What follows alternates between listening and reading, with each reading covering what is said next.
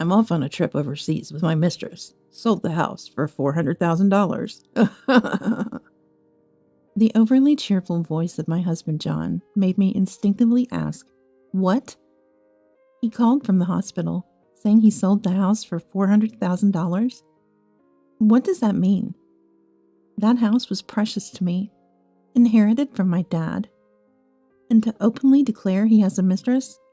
This is madness. What are you talking about? What about Whitney if you sold the house? As soon as I mentioned our daughter's name, John scoffed. That brat. I've always found her annoying, acting all high and mighty. Of course I'm leaving her behind. Such words about his own daughter. I was furious and shocked to hear he sold our house and plans to flee with his mistress. I must somehow stop John. Even if he says he sold the house, it can't be transferred that quickly. I have to do something. My name is Vivian, a 39-year-old housewife. I wish I could say I live happily with my husband John, a year older than me, and our 9-year-old daughter Whitney, but our relationship with John is far from harmonious. Since our marriage, John's personality has gradually twisted, and I've been suspecting his infidelity for a year now. Without proof, I've been unable to act, and John doesn't seem to hide his cheating. John works at a factory for a parts manufacturer and goes out drinking 4 or 5 nights a week after work. It's possible he goes out with work colleagues, but he didn't go out this often until a year ago. Moreover, John comes home smelling of unique perfumes and preparing luxury bags and shoes I've never seen as gifts. Of course, he never gives them to me, often leaving the house with them.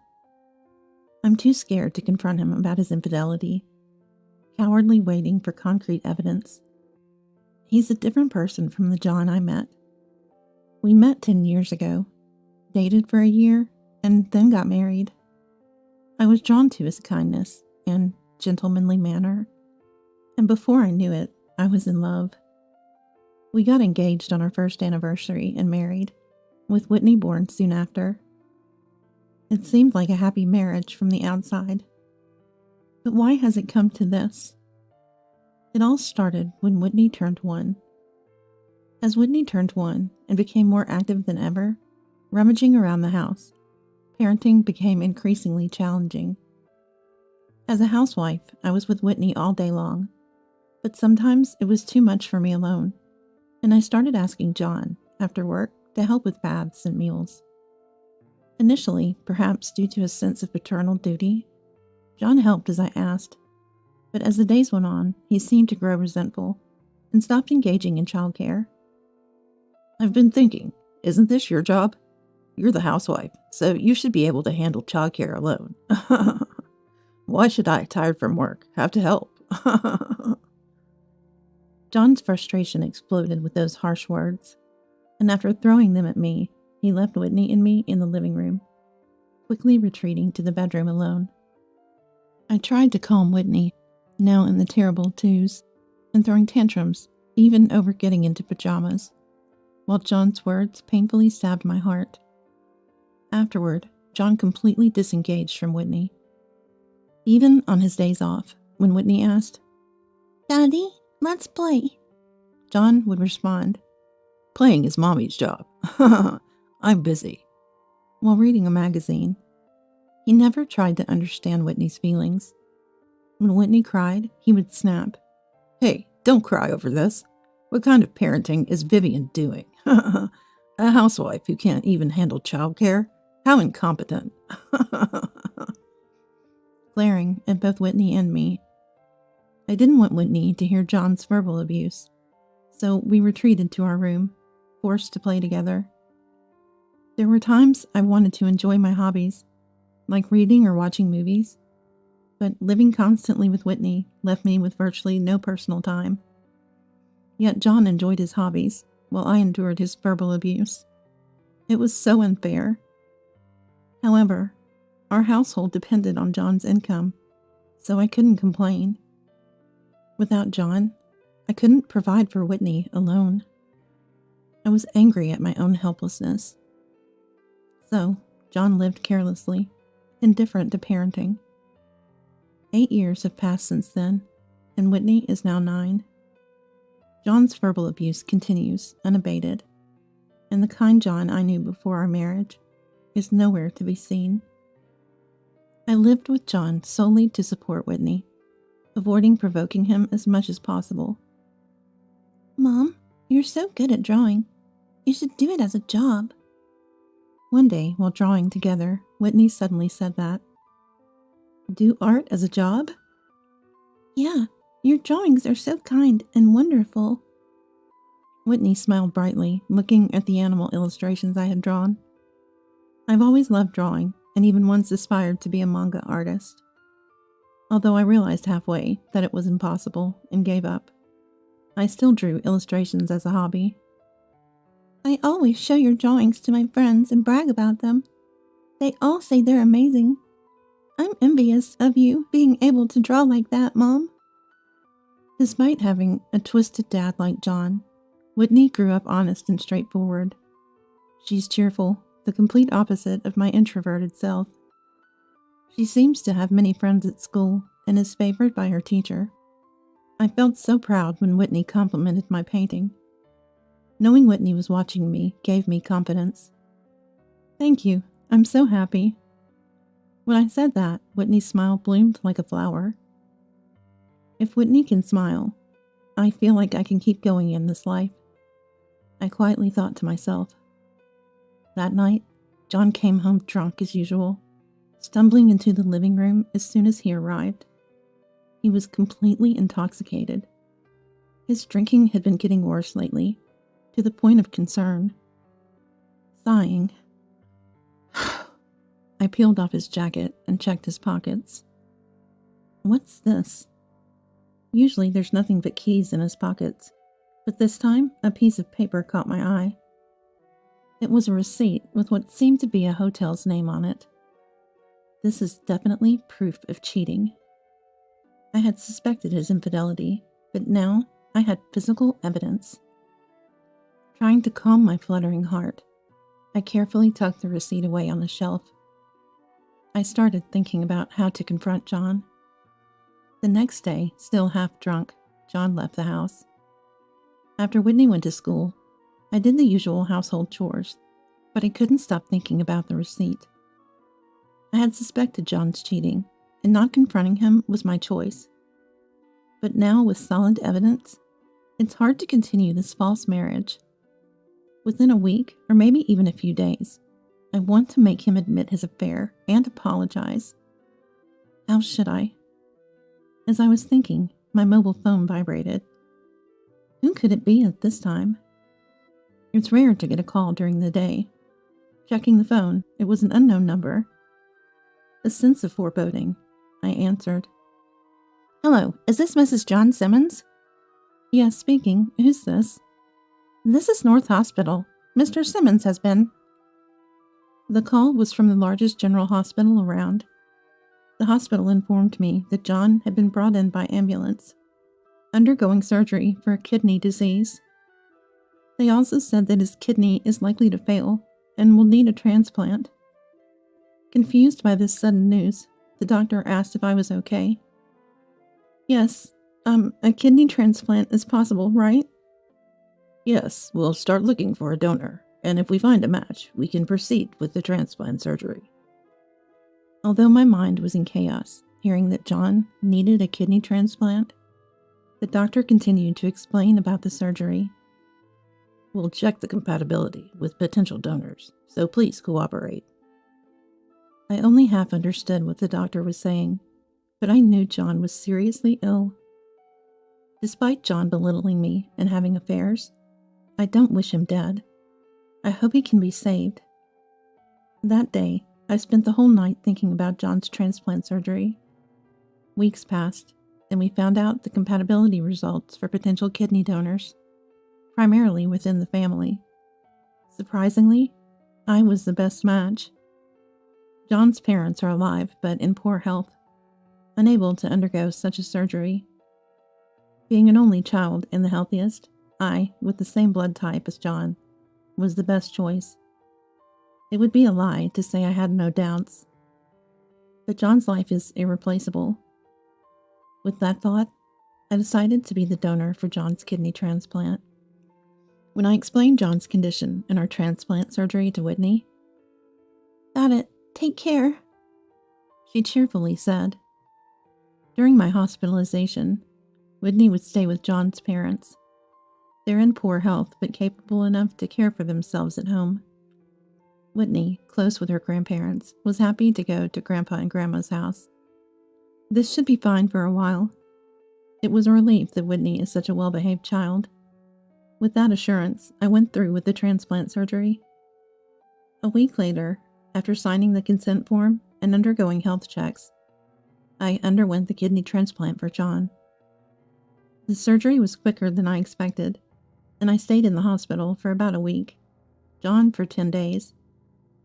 Fortunately, there were no complications, and our recovery was smooth. The day before my discharge, my mobile phone rang again. Wondering who it could be this time, I answered. "It's me," a familiar voice said suddenly, startling me. It was John. Thinking he might be thanking me for being a donor, I asked, "It's been a while. How are you feeling after the surgery?" I expected him to say something like, "I'm better thanks to you, Vivian. Thank you." But his reply was unexpected. "About our house." John paused, and then continued. Suddenly, he brought up the topic of the house, and I was thrown into disarray. "I sold it for $400,000, and I'm going on a trip abroad with my mistress, Alexandra." His voice was inappropriately cheerful, and I instinctively asked, "What?" He called from the hospital to say, "I sold the house for $400,000. What does that mean? That house was precious to me, inherited from my dad. And to openly declare he has a mistress? This is madness. What are you talking about? What about Whitney if you sold the house?" As soon as I mentioned our daughter's name, John scoffed. "That brat. I've always found her annoying, acting all high and mighty. Of course I'm leaving her behind." What a way to talk about his own daughter. I was furious and shocked to hear he sold our house and plans to flee with his mistress Alexandra. I must, somehow, stop John. Even if he says he sold the house, it can't be transferred that quickly. I have to do something. After John said, "I sold the house, going on an overseas trip with Alexandra," the phone call abruptly ended. Confused, I tried to make sense of what had happened. But no matter how much I thought about it, I just couldn't believe he sold the house suddenly. Especially while I was in the hospital. Shocked, my condition worsened, and my hospital stay was extended by a few days. In my despair, I lay in bed alone, helplessly pondering the future. First, I should call Whitney. Without the house, Whitney and I have nowhere to return. It was infuriating enough that John boldly declared he has a mistress. But my primary concern was Whitney. I called my in-laws' house, and my mother-in-law Yasmin answered. She quickly handed the phone to Whitney. "Hello, Whitney. I'm sorry. It looks like Mom's hospital stay got extended. Are you okay? Not too lonely? Also, I heard Dad sold the house. We have nowhere to go back to, right?" Worried, I bombarded her with questions. Then Whitney replied cheerfully, "Mom, it's okay. I've taken care of it." Taken care of it? Confused by her words, I was puzzled. "Dad said he asked his mistress to sell the house, but actually, Grandpa and Grandma..." Whitney detailed the events that had transpired during my hospitalization. I was stunned by the unexpected turn of events that had unfolded without my knowledge. "So, Mom, rest easy, I'm fine." "Thank you." Encouraged by Whitney's responsible words, I was finally able to calm down a bit. But if Whitney's story was true, what had become of John and Alexandra by now? Curious, I reminded myself that the rest was crucial, and drifted off to sleep. 3 days later, fully recovered, I was discharged and headed to my in-laws' house. Mom, welcome back. Whitney ran up to me with a joyful face. Yasmin was smiling behind her. I'm glad for you. And John, he really did something unbelievable. I'm sorry, Vivian. My father-in-law Kevin apologized with a grim face. Despite having such wonderful parents, how did John end up so twisted? No, it's my fault for following along without saying anything. Please don't apologize. Thank you. And, well, Vivian, there's something we need to tell you. Yes, what is it? I sat down with Kevin and Yasmin, listening to their story with Whitney by my side. Though surprised again by their news, Yasmin's firm encouragement, "We won't let John have his way," reassured me. After hearing from Kevin and Yasmin, I was about to head home with Whitney. When passing a real estate agency, I noticed a familiar man and an unfamiliar woman arguing with an agent. It was unmistakably John, and the woman with him must be Alexandra. John was in a tracksuit with messy hair, and Alexandra wore a short skirt with only one high heel, no makeup. Hey, what do you mean the house can't be sold? Yeah, what about my $400,000?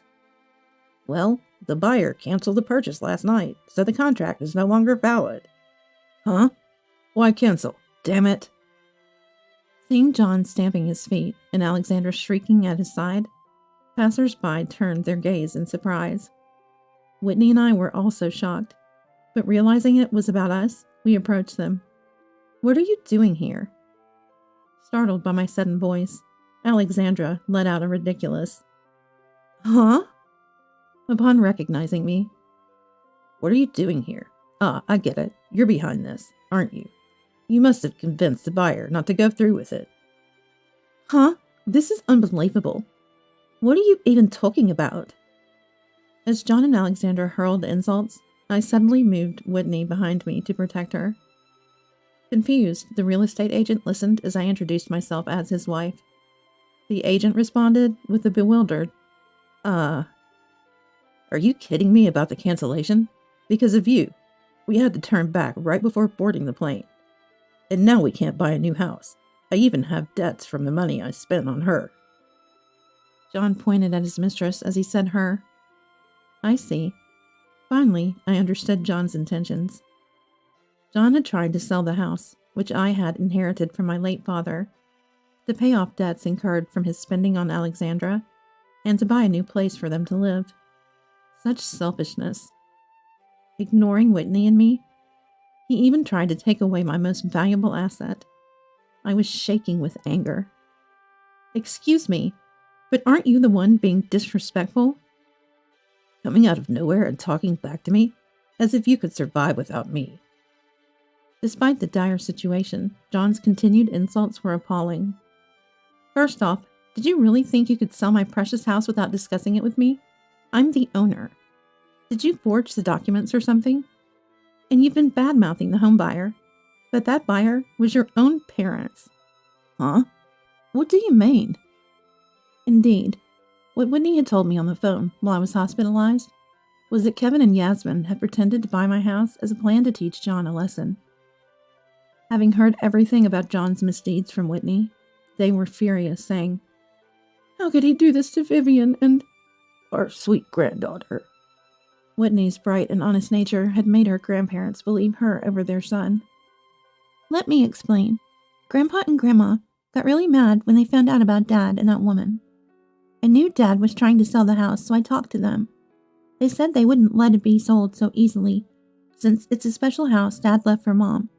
So before someone else bought it, they intentionally made a bid to buy it. Whitney stepped forward and boldly explained the situation.